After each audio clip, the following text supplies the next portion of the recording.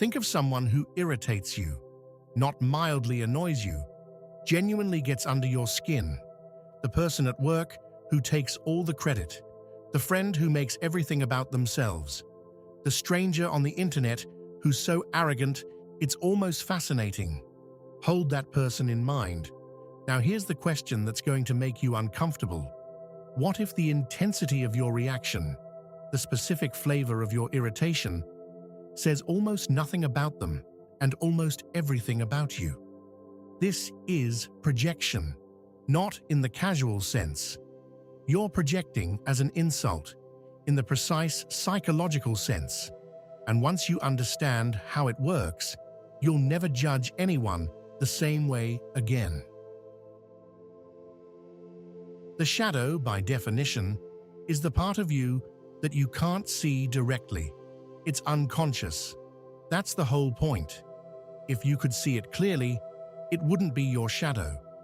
So how does it show up? Through other people. The psyche has a mechanism called projection.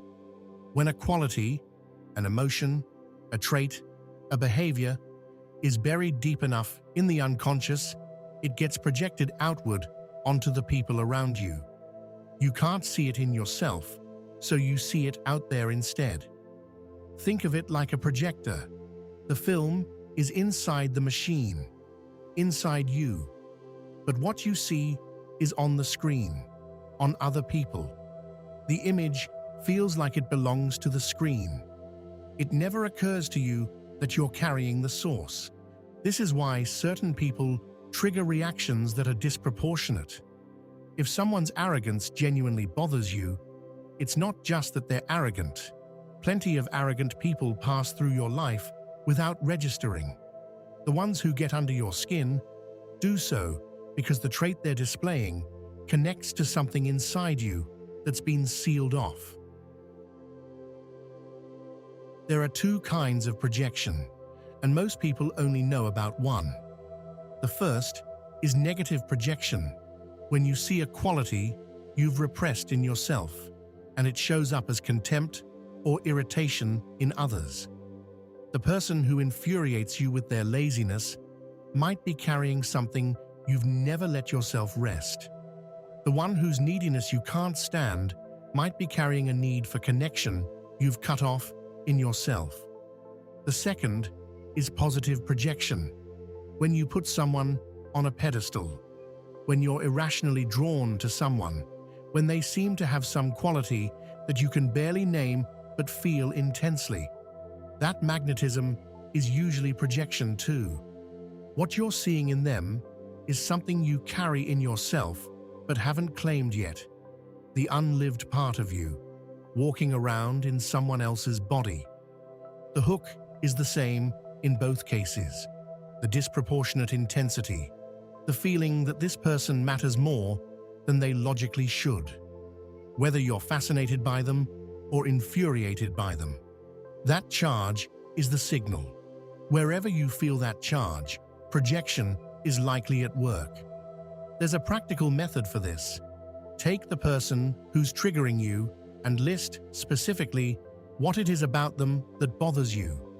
Not, they're just annoying. The specific quality, the selfishness, the arrogance, the neediness, the recklessness. Then ask, where in your own life does that quality live? Not, am I exactly like them? But where is it? Even a small amount. Even a version you'd recognize if you were honest. Here's how to use this. Not as a therapy exercise, as a live diagnostic tool. The next time someone gets under your skin, instead of focusing on them, which is what the mind wants to do, turn the question inward. Ask, what specifically is it that bothers me?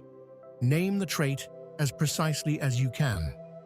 Then ask the harder question, is there any version of this in me? Not, am I worse than them? Just, is it there at all? The arrogance you despise in others. Is there any corner of your life where that lives in you, even quietly? The neediness you can't stand. Have you ever felt that and pushed it down?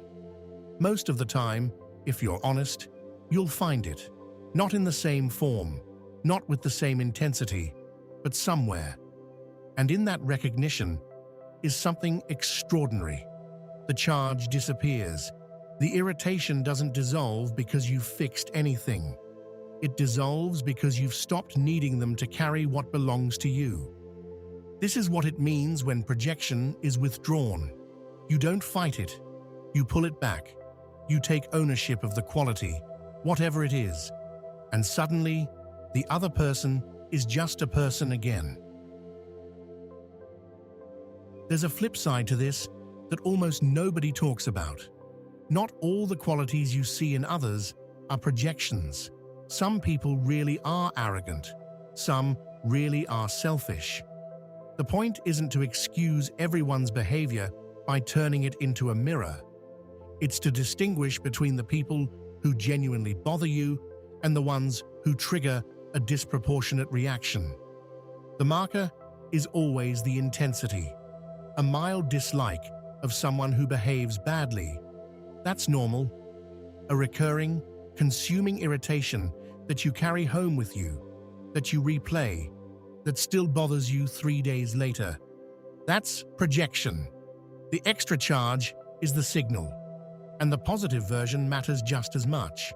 The qualities you idolize in others, the people you put on pedestals, they're often showing you what you're not yet claiming in yourself. The person you admire for their confidence might be reflecting back an unlived version of your own capability. The artist you're obsessed with might be carrying something in you that hasn't found its form yet. Your judgments are a map, not of the people you're judging, of yourself. Every person who charges you with irritation or admiration is an arrow pointing back inward. The question is whether you're willing to follow it. The shadow doesn't disappear when you see it, but it loses its grip. The person who drove you mad becomes ordinary. The pedestal you put someone on crumbles. And what you find is that the quality was yours the whole time. You just couldn't see it until you saw it in them.